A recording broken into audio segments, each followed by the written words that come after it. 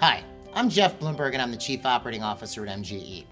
And for this week's tip, I want to answer a question that I've heard a lot over my career, not just from dentists, but from just other business owners.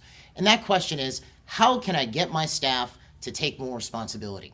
I've been asked that question outright, in those exact words. I've also been asked it with relation to specific posts, how do I get my hygienist to help me more with case acceptance? Or how can I get my office manager to take more initiative and handle these different aspects of the practice? Obviously, the doctor, when I'm being asked this question, is trying to solve a problem. And rightfully so. You're in the service business, and you're really only as strong as your team and your staff. So if you don't have a staff that's taking initiative and sort of holding down their areas, it tends to all float up to you, and then you end up overloaded, stressed out, and it's not a good formula for expansion.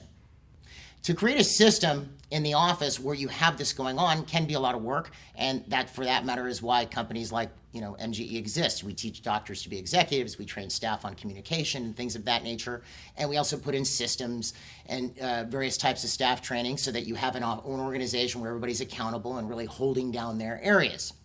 The question is, what can I tell you now? What can you do right now, as soon as you click this video off, to start improving your staff's ability to take responsibility? Well, I'm going to get into that in a second. I'm going to mention one little shameless plug here. MGE now does have online training, and obviously it doesn't replace being here at MGE, but there is a ton of information up there for you, for your staff, and it does create immediate improvement. I'd suggest you check it out. The website is DDS Success. We also have DMD Success, by the way, but it's DDS Success. Definitely check it out, and I definitely think that would help. But then again, what do you do when you click this video off? You want to start increasing responsibility with your staff? All right, here's the big reveal. The first thing you do is ask them. I know that sounds silly, but you'd be surprised how many people will hire a personnel without laying out what the expectations are, what it is they're supposed to do in detail, why they're doing it, what the expected outcome is. They don't lay any of this stuff. So then they hire somebody. They don't really lay out exactly what they want, and they expect for them to miraculously know what they want through osmosis or telepathy or something, all right? And then when the person doesn't perform, it's, that was a bad personnel. I mean, truthfully, I would be laying this stuff out during the hiring process. Here's what is expected.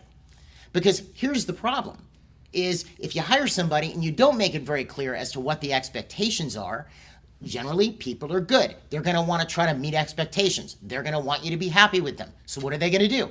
They're going to try to figure out what you want and do it. The only problem is what they think you want, especially if you don't tell them, and what you want may be completely different. And then you end up with more disappointment. So now, assuming you've asked your staff member, you want them to take on more, you want them to take more initiative, you'd like them to help you more, and they're willing and you have their attention, it then breaks down into two issues: the how and the why. In most training, it's focused on the how. How do you answer the phone? How do you greet a patient? How do you do this? How do you do that? If you're teaching the how without the why, you're going to end up with problems. Now, why? Let me give you an example.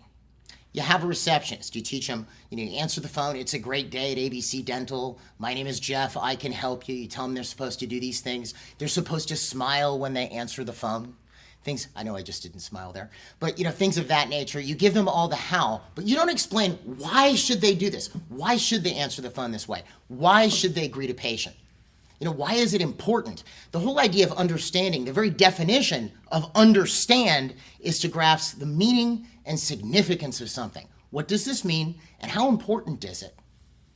You see? So if someone doesn't understand why they're doing something, what the motivation for it is, then the how sort of falls out. If you explain to a receptionist, hey, it's important to me as a part of your job. When you're up here, you're the first person that anybody sees or hears. You create the first impression for the practice. You're a huge part of our marketing plan. For that matter, if a patient calls in and they have a bad experience, they may not come here and not achieve higher levels of dental health. They start to understand why it's important that they do the things that it is that they're supposed to be doing.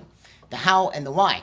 Add a little bit of expectation to that outcome. I expect if a receptionist is doing a great job, this is what the office would look like. Communication would flow freely. People wouldn't be on hold very long. You sort of explain what it's supposed to look like.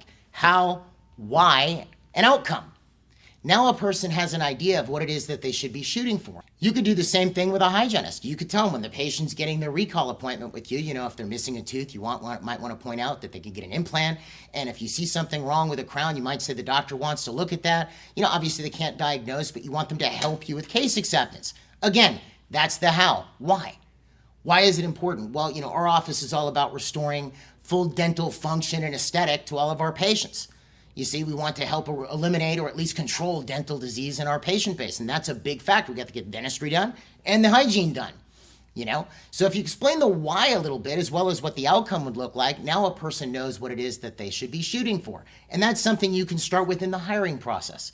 Because let's say you interviewed a prospective hygienist and you said, look, what's important to me is that you also help with patient education and you contribute to case acceptance. I don't do that. I just clean teeth.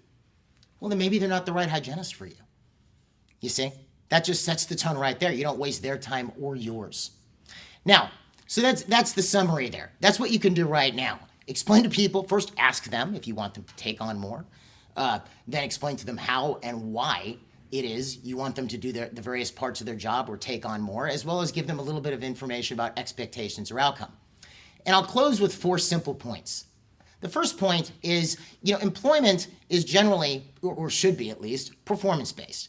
If someone is doing their job, they should feel secure in your office. And obviously, I'm not an employment attorney, and I recommend that if you have questions about this, you contact yours. But generally, if you make your decisions with employees based on performance, you're in a pretty safe zone as far as, who to promote, who not to promote, who to keep, who to let go, things of that nature. So let's say you've explained the how, the why, you've trained this person, and they're still not performing. Well, maybe they're just not a good fit for your business. That's the first point.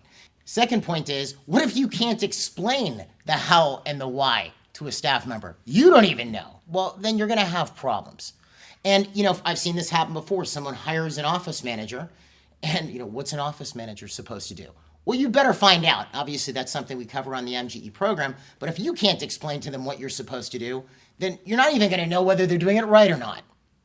The third point is there has to be a degree of oversight and supervision. You don't want someone floating off in the ether with no degree of, interface or correction or things of that nature. You need to know how to perform those things, and that's why you need an organizational system.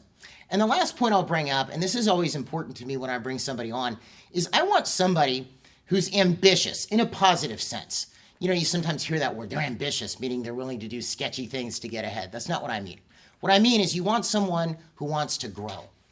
So if you have no space for this person to grow into, then you're going to lose them. You hire a receptionist, person is really upbeat, they're doing a great job, they're getting better and better and better. Well, you want to have a space to promote them into. If you have nowhere to promote them into because you're not expanding, then they're going to be looking for greener pastures in order to fulfill their own destiny and dreams. Because think about it. How would you feel if you're a doctor and you go get an associate job and it's just, you're never going to make more than a certain amount per day. You produce $500, you get $400 a day. You produce $10,000, you get $400 a day. There's no growth associated with that.